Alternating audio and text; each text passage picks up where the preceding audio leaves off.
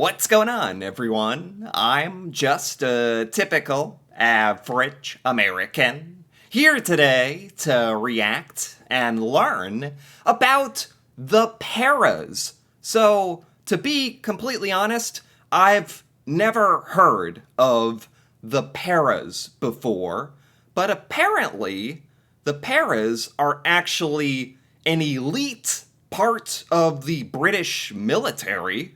I believe it says here the paras stands for the Parachute Regiment, which sounds pretty cool. So today, I just thought it'd be fun to take a look at this and learn a bit more about this. As Americans, we're pretty proud of our military. We spend a lot of money on our military, and it means a lot to us, but we don't tend to really learn much about military from other countries. So this is really the first time I'm learning about, a more in-depth look at the British military, specifically this Paras Regiment. So let's take a look. The British Parachute Regiment, commonly referred to as the Paras, was formed during World War II, and since then has led the way in airborne warfare. Oh, wow. Oh, what an intro. Started in World War II, I think they said, and has led the way in airborne warfare. I'm a little bit confused over the role of the paras. Well, I mean, I realize we haven't even really seen any of the video yet, except for one sentence, but just some things I'm excited to learn are like, what exactly do the paras do? Do they actually fly airplanes, or are they specialty paratroopers that learn how to basically skydive and parachute onto, wherever they need to go? Which sounds pretty cool. In order to join this famous regiment, one must be aged between 16 and 35 and a half years old and be able to pass the fitness test. Wait a minute. 16? Wow. That's young, Come to think of it, you might be able to join the American military when you're 16. That just seems very, very young to me. I would have thought in America it would be 18, the age that you're considered an adult. But gosh, you can see right here in Britain, you can sign up to try to become a para as early as 16 years old. Wow. A 1.2 mile run in under 8 minutes 15 seconds, through a 4 kilogram medicine ball 3.1 meters, and a 76 kilogram mid-thigh pull. Oh, what? Huh? Some of these workout tests, I've never even heard of a mid-thigh pull. What is a mid-thigh pull with 76 kilograms? Sounds hard. The first step of joining the paras is an interview and a British Army recruit battery test at an Armed Forces Careers Office. Okay. Completion of this phase is followed by the Recruit Centre selection, where potential candidates must undergo basic medical tests, physical tests mentioned prior, and an interview with an Army officer. Sure. Following this, the Parachute Regiment Aptitude Course, PRAC for short, which takes place over 3 days at Catterick Garrison. Wow. This is made up of gym tests of 15 sit-ups on a bench angled at 45 degrees, 10 dips on the parallel bars, 10 underarm heaves at bar. So this poses another question for me, at least. If you're signing up to join the British military, can you just immediately sign up to try to become a para? Can you sign up and try to immediately go into the Parachute Regiment? Because usually how it works in the United States is you sign up for a branch of our military. That could be the Army, or the Air Force, or the Marines, or the Coast Guard. And then, after basic training and some more training, you can diversify, you can specialize into something, like try to become a Navy SEAL, or a Green Beret, or something like that. Is that how it works with this paras in the British military? Or can you just sign up and go to the school for Parachute Regiment? I'm a little confused about that. 5 mile run, 3 miles squatted and 1.5 miles in best time, And finally, the steeplechase course. Oh, wow. 2 circuits in no more than 12 minutes. The next stage of selection is 30 weeks of basic training, which also takes place at Catterick Garrison. These 30 weeks consist of the combat infantry course. 30 weeks? 30 weeks? Oh my god, isn't that more than 6 months? 30 weeks of training? Oh my, I don't know if I've ever heard of, wow. So, I mean, the paras are freaking legit. Like, you're specializing and learning, and you're in this parachute regiment school, basic training, for 30 weeks. God, that is so long. Wow. Which covers personal administration, weapons training, drill, fieldcraft, fitness, and teamwork. In addition to this course, the recruits must go through the infamous P Company stage of selection, where recruits must complete the pre-parachute selection course. This stage takes place at week 21 of training, and is 8 tests completed over 5 days.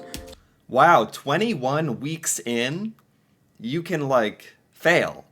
That's, because for a lot of basic training, at least here in the United States, you know, for the Army and whatnot, it's really quite hard to fail, you know, but not that it's impossible, but certainly not likely if you join like U.S. Army basic training. If you know, you just put effort, you're gonna pass. This seems like multiple rounds of testing and examination, even as deep as, like, you know, 20 weeks in, doing this multi-step exam where you could be training for 20 weeks and then be sent home. That's really harsh. Wow. Starting on Wednesday, ending the next Tuesday, with the weekend in between off. In order to pass, recruits must get a score of 45, with a maximum of 10 points being available from each test, apart from one which is a pass or fail. The first test is a 10-mile squad march, whilst carrying a 16-kilogram Bergen and a rifle which must be completed in under 1 hour 50 minutes. 1 hour, you gotta go on a 16-kilometer hike with like a million pounds of baggage on your back while carrying your weapon? Wow. The next test is the Trainasium, the pass or fail test of the course. The Trainasium is an assault course that takes place 17 metres above the ground, designed to test a candidate's ability to overcome fear and follow simple orders at considerable height. This is, yeah, I mean, this is legit. Like, this is definitely not for everyone. This is clearly weeding out, like, your average, you know, military personnel. This is a difficult branch, or difficult regiment, I guess you'd say, of the British military to get into. This is quite selective. These are not easy tests. A crucial skill for an airborne soldier. The next test is the log race, where 8 recruits carry a 60-kilogram telegraph pole over 1.9 miles of difficult terrain. Oh my god! Following this is a 2-mile march carrying a 16-kilogram Bergen and a rifle, which must be completed in under 18 minutes. Oh my... And it's all timed. You have to do all this under a certain amount of time. Carrying the log, marching with your giant backpack. This is not for the faint of heart. Wow. Next up is the steeplechase, a 2.2-mile run followed by an assault course. This is followed by milling, where each candidate is paired with another of similar weight and build, and is given 60 seconds to demonstrate controlled physical aggression in a milling contest. Whoa, what is milling? I've never even heard of milling before. Like wrestling? Like grappling? Milling. Look at these guys. They are bleeding. Oh my, this is intense. Like, oh my god, I can't quite say I've ever seen anything like this. Like, the trainees are beating the crap out of each other, and after, you know, all 3 of those different tests, physical tests, that they just talked about, now they're doing this. Similar to boxing, except neither winning, losing, nor skill are needed to pass. Candidates are instead scored on their determination and aggression, while blocking and dodging result in points deducted. You're scored? To become a para, you need determination and aggression. Those are the characteristics they're looking for. Like, that's that's good. That's scary. just a whole regiment of guys and women, I assume, that are parachuting onto you, like that received the top marks in their class in perseverance and aggression, and oh my god. Candidates wear head protection, gum shields and boxing gloves. The next test is a 20-mile march, once again carrying a 16-kilogram Bergen and a rifle, and must be completed in under 4 hours and 10 minutes. Oh my god. Finally, there is the stretcher race. Candidates are divided into teams of 16 and have to carry a 79-kilogram stretcher over a distance of 5 miles. Each individual candidate wears a helmet, webbing and a slung rifle. No more... Oh my god, I mean, this is all back to back? You're doing all of these tests, like, over the course of a week? How does anybody survive this? Like, the paras must be insane. Like, in a good way. Like, insanely physically capable. And maybe a little insane to go through this, but that's kind of what you want for a regiment like this, huh? More than 4 candidates carry the stretcher at any given time, swapping around at regular intervals so that all candidates carry the stretcher for a certain distance. Wow. If a recruit passes P Company and completes the rest of the combat infantry course, they move on to the basic parachute course at RAF Bryce Norton. Yeah, okay, here we go. Man, you're entering your basic training, you want to become a para, and you got to go through so much training. And at any point, you could be, eliminated and sent home. And you got to go through all this. And then finally, you get to the actual parachute training. This course lasts for 3 weeks and teaches recruits everything they need to know about parachuting, such as exit, flight, and landing techniques. Okay. This course ends with the recruits completing 8 jumps in order to pass. Wow. The first 3 jumps are completed without equipment. The 4th is a night jump, and the remaining are completed with equipment in varying group sizes. That is so cool. That is so cool. This is the signature, the signature move, if you want to say, for the parachute regiment. It's that they are trained in how to parachute out of the sky. Pretty cool. Upon completion of the 8 jumps, the recruits are presented with their wings and returned to their units. Wow. Thanks for watching this video. Wow. So that was really all about the training. I have another video here, I think is more just like highlights of the paras in active duty. Like actually just like going about their doing their thing, going about their business. So that was really interesting. That was like a lot about the training and what it takes to become a part of the paras. And this, I want to take a look at some of these clips just to see them in action. What is this? I don't know. I'm not sure. Oh, this is what we're doing. Okay. Oh, wow. Is that a person? Oh my god. Oh my god. I didn't realize how like violently you're flung out of an airplane like when you're doing this. That looked like a sack of potatoes. It's a person. Oh my. Wow. That is cool. That is cool. Wow. Oh wow. Look at this. That is awesome. That is, imagine this. Imagine this, but please, I don't want to. Please do not do this to America, Britain. There's no reason to. But just like imagine if you were an enemy of Britain or whatever. I guess they said this started in World War II. World War II.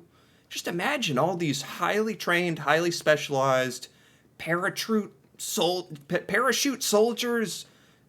falling out of the sky like this. It's intimidating. Wow.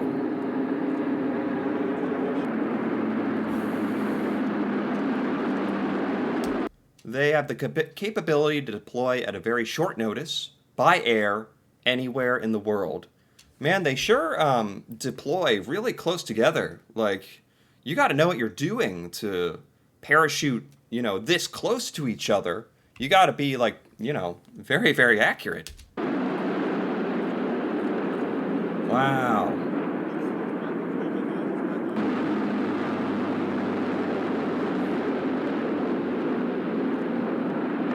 Okay, that's awesome. This is a pretty long video. I am going to skip around a little bit to look at some different highlights here. Yeah, look at this. Wow. Oh, that's how you do it. Formed during World War II.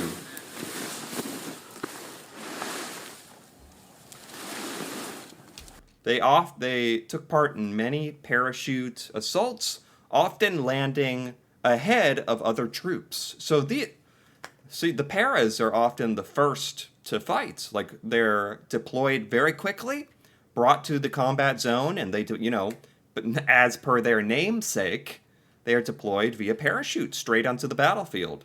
That is.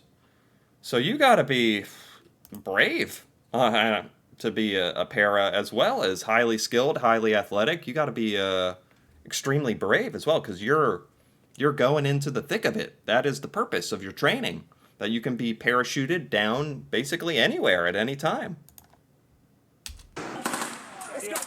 Oh, wow. Let's go. Oh! Hey, keep. 4, 3, 2, 1, go. Wow, this is intense. Don't rush it. Oh, this is training. I was like, oh my god.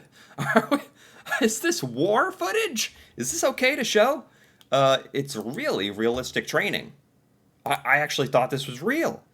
But I can see instructors walking around. Okay.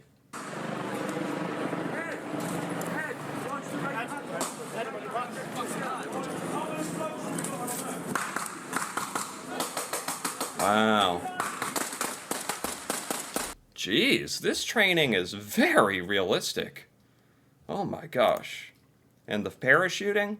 Yeah, okay. This is what I was hoping to see. That's okay. Very good, very good. The paras in action.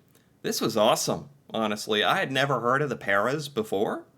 Like I said, I know some stuff about the American military, but nothing about other militaries, really. So this part of the British military really, really impressed me.